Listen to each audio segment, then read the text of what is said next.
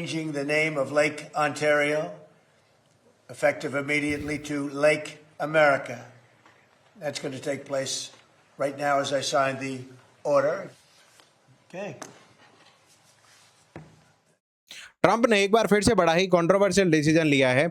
एक कनाडा की लेक है जो यूएसए और कनाडा के बॉर्डर पर है, उसका नाम ही चेंज कर दिया और हिस्टोरिकली ये लेक कनाडा का ही पार्ट है। तो ये सारी चीजें क्या है और ये डिस्कशन में क्यों है, हम लोग डिटेल में डिस्कस करने वाले हैं। प्लस कोई ऐसा इंटरनेशनल लॉ है क्या जिसके अकॉर्डिंग कोई कंट्री किसी दूसरी कंट्री की किसी इंटरनेशनल या फिर किसी वाटर बॉडी को रीनेम कर सकता है, और फिर इसके रिगार्डिंग प्रोविजंस क्या है, इन सब चीजों को हम लोग डिटेल में डिस्कस करेंगे। देखें, ट्रंप ने अभी एक एग्जीक्यूटिव ऑर्डर साइन करा है जिसके अकॉर्डिंग ट्रंप ने लेक ओंटारियो जो कि बेसिकली पार्ट है कनाडा का, देखें आप देखेंगे ये कनाडा का पार्ट है, मेनलैंड कनाडा, और ये यूनाइटेड स्टेट्स, ये 5 ग्रेट लेक्स है उसका ही पार्ट है। इस लेक का ओरिजिनली और हिस्टोरिकली नेम लेक ओंटारियो ही है, और कनाडा का ये बेसिकली पार्ट है। ये यूएसए और कनाडा ये जो बॉर्डर है यहाँ पर लोकेटेड है, और इसके आसपास की जो लेक्स है, लेक ईरी हो गई, लेक ओंटारियो हो गई, lake Huron, lake superior, lake Michigan, ये सारा पार्ट है, इनको ग्रेट लेक्स कहते हैं। तो यूनाइटेड स्टेट्स के प्रेसिडेंट डोनाल्ड ट्रंप ने ये फिर कंट्रोवर्शियल डिसीजन लिया। अब यहाँ पे समझने वाली बात है, ये नाम आया कहाँ से। ये देखें, ये पांचों जो ग्रेट लेक्स है, ये जो 4 ग्रेट लेक्स हैं, इनका जो नाम है इंडिजिनियस, यहाँ की एक ट्राइबल पीपल हुआ करते थे 400 साल पहले, वेंडेट, इन पीपल ने नाम दिया था, और तब से ये नाम चला आ रहा है ओंटारियो। और लेक सुपीरियर भी इनका अपना जो फ्रेंच वर्ड है उसके बेसिस पे पड़ा। लेकिन यहाँ समझने वाली बात है, ये जो लोकेशन है लेक ओंटारियो की, ये कनाडा और यूनाइटेड स्टेट्स के एग्जैक्टली बॉर्डर पर है। इधर ओटावा जो कनाडा का टाउन है यहाँ पर है, इधर मॉन्ट्रियल है। तो कुल मिला के जो बॉर्डर टाउन है, यहाँ पर 2-3 दिन पहले अमेरिका और कनाडा के बीच में ट्रेड को लेकर नेगोशिएशंस हो रही थी, जो कंक्लूड नहीं हुई यूनाइटेड स्टेट्स के फेवर में। फिर यहाँ पे कनाडा ने इसको यूनाइटेड स्टेट्स पर टैरिफ लगाए। ये देखें, कनाडा ने यूनाइटेड स्टेट्स पर 50% टैरिफ लगा दिए, क्योंकि यूनाइटेड स्टेट्स इस ट्रेड डील को साइन नहीं करने वाला था। और इससे फर्क ये पड़ा कि यूनाइटेड स्टेट्स का जो गुड्स है वो 50% टैरिफ यहाँ पर एंटरटेन करेगी कनाडा की साइड से। तो यहाँ जो ट्रेड नेगोशिएशन नहीं हुए उसके रीजन से ये जो रिटेलिएटरी मेजर डोनाल्ड ट्रंप ने लिया है, इसको पूरे वर्ल्ड में क्रिटिसाइज किया जा रहा है। इससे पहले डोनाल्ड ट्रंप ने ऑलरेडी ऐसा स्टेप या डिसीजन मैक्सिको के कंटेक्स्ट में भी लिया था। तो अब यहाँ पर देखें तो ये जो गुड्स थी, ये $28 बिलियन के वर्थ गुड्स पर 50% डायरेक्टली टैरिफ लगा दिया। इसका रिटेलिएशन ट्रंप ने ये लिया कि इसको रीनेम कर दिया। अब यहाँ पर एक चीज समझने वाली बात है कि कनाडा के पीएम का इस पे जो रिएक्शन है वो क्या है, उन्होंने सीधा रेस्पॉन्स दिया और डायरेक्टली स्ट्रिक्टली बोला कि अगर ट्रंप इस लेक को लेक ओंटारियो को रीनेम क्यों, कुछ भी नेम से अगर बुलाना चाहें बुला सकते हैं, लेकिन लेक ओंटारियो पहले भी थी, है और आगे भी लेक ओंटारियो ही रहने वाली है एंटायर वर्ल्ड और एंटायर कनाडा के लिए। इसका मतलब उनका जो रिएक्शन है बड़ा ही स्ट्रिक्ट है। अब यहाँ पे समझने वाली बात है कि ट्रंप ने तो ये डायरेक्टली इंडिकेट कर दिया है कि ये जो डिसीजन है ये इमीडिएटली लागू होता है, एप्लीकेबल होता है दोनों ही कंट्रीज पर, और पूरा वर्ल्ड इसको इस तरीके से देखेगा।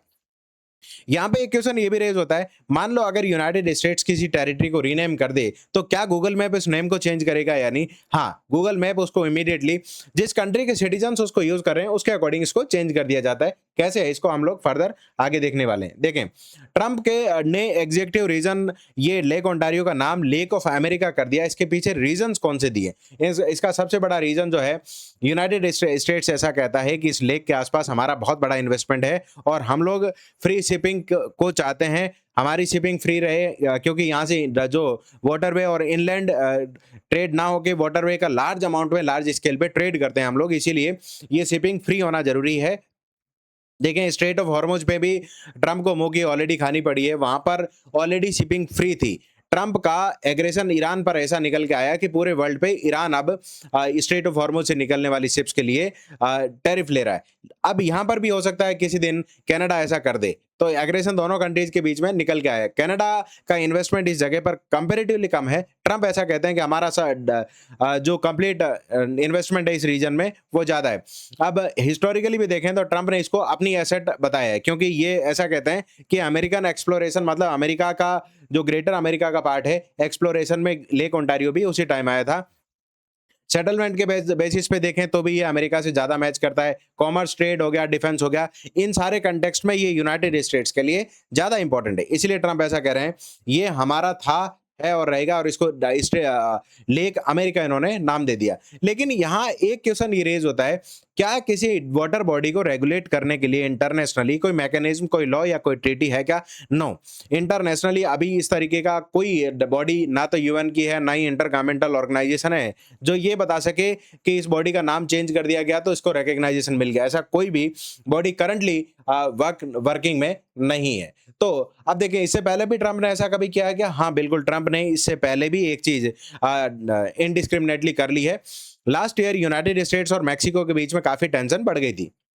देखें, यूएसए और मैक्सिको के बीच में बहुत वास्ट लैंड बॉर्डर है। ट्रंप ने आने के बाद में कंप्लीट वॉल की हाइट भी बढ़ा दी और इलीगल जो भी माइग्रेंट्स, इमिग्रेंट्स यूनाइटेड स्टेट्स में एंटर कर रहे थे उनको कंप्लीटली रोक दिया और शूट एट साइट के ऑर्डर भी दिए। इसके बाद में इन दोनों कंट्रीज के बीच में एग्रेशन बढ़ा तो ट्रंप ने जो गल्फ ऑफ मैक्सिको है उसका नाम कंप्लीटली चेंज कर दिया और अपने मैप में बता दिया और बोल दिया ये गल्फ ऑफ अमेरिका है, गल्फ ऑफ मैक्सिको नहीं है। तो यहाँ गूगल मैप के अकॉर्डिंग नॉर्म्स क्या है? मान लो इंडिया में मैं अगर हूं और गवर्नमेंट ऑफ इंडिया ने किसी बॉडी का नाम, मान लो किसी पाकिस्तान की बॉडी का नाम चेंज करके इंडिया ने मान लो गल्फ ऑफ इंडिया रख दिया, तो गूगल मैप इंडिया नॉर्म्स के अकॉर्डिंग अगर मैं इंडिया में यूज कर रहा हूं तो उसका नाम गल्फ ऑफ इंडिया ही आएगा, उधर के सिटीजन के लिए वो वैसा ही रहेगा। इसका मतलब अभी भी गूगल मैप में मैक्सिको के सिटीजन के लिए ये गल्फ ऑफ मैक्सिको ही है, लेकिन अमेरिकन सिटीजन के लिए ये गूगल मैप में गल्फ ऑफ अमेरिका डिनोट करता है। तो इसका मतलब लेक ओंटारियो में भी यही होने वाला है कि यहाँ पर गूगल मैप में ऐसा दिखाएगा कि ये लेक ऑफ अमेरिका है और यहाँ ये जो लेक है जो कैनेडियन सिटीजन है उनके लिए तो अभी भी लेक ओंटारियो ही रहेगी, जैसा इनके प्राइम मिनिस्टर ने ऑलरेडी इंडिकेट कर दिया है, ये था, है और रहने वाला है। तो मुझे लगता है ट्रंप को इस तरीके की कंट्रोवर्सीज में नहीं पड़ना चाहिए, क्योंकि इंटरनेशनली अभी स्टेट ऑफ हॉर्मुज के कंटेक्स्ट में भी देखा गया है, वर्ल्ड में रशिया यूक्रेन के बीच में भी वॉर है, तो international global tensions already rising trend पर है। पुतिन ने थोड़े दिन पहले एक डिस्प्यूटेड होकाइडो आइलैंड का पार्ट था जो सेकेंड वर्ल्ड वॉर के बाद में रशिया ने एक्वायर कर लिया था और जापान इसको अपना पार्ट मानता है, तो पुतिन ने इसको विजिट करा। तो इसका मतलब इंटरनेशनली टेंशंस अभी भी ज्यादा हैं, फिर भी ग्लोबली जो वर्ल्ड के डिफरेंट कंट्रीज के लीडर्स हैं ये बार बार कुछ ना कुछ कंट्रोवर्शियल स्टेप्स लेते ही रहते हैं। इसे ग्लोबल टेंशन ठीक तो नहीं होगी लेकिन और ज्यादा बढ़ जाएगी। तो यहाँ पर समझने वाली बात है, कनाडा इसको अपना इंटीग्रल पार्ट मानता है लेक ओंटारियो को, और ये इसने क्लियर स्टैंड अपना कर दिया है कि ये पार्ट था, है और रहेगा। अब देखने वाली बात होगी कि आने वाले टाइम में ये दोनों कंट्रीज ट्रेड को लेके किस तरीके के नेगोशिएशंस करते हैं। ट्रंप की पॉलिसी हर कंट्री के कंटेक्स्ट में एग्रेसिव ही रही है। इंडिया के कंटेक्स्ट में भी देखें तो रिपीटेड टैरिफ ये ट्रंप लगाते रहे हैं, तो ये ठीक बात नहीं है और ग्लोबल टेंशन राइज होने के रीजन से कंट्रीज को टेबल पे आना पड़ेगा, बातचीत करेंगे तभी कोई सॉल्यूशन निकल सकता है। इस कंटेक्स्ट में आपको क्या लगता है, क्या यूनाइटेड स्टेट्स के जो प्रेसिडेंट है डोनाल्ड ट्रंप, उनको इस तरीके के डिसीजन नहीं लेने चाहिए? तो मुझे आप लोग कमेंट करके जरूर बताएं और लाइक शेयर सब्सक्राइब जरूर करें, और इस तरीके की सीरीज में हम लोग इन्हीं वीडियोस को डिटेल में डिस्कस करते हैं। Thank you for watching the session.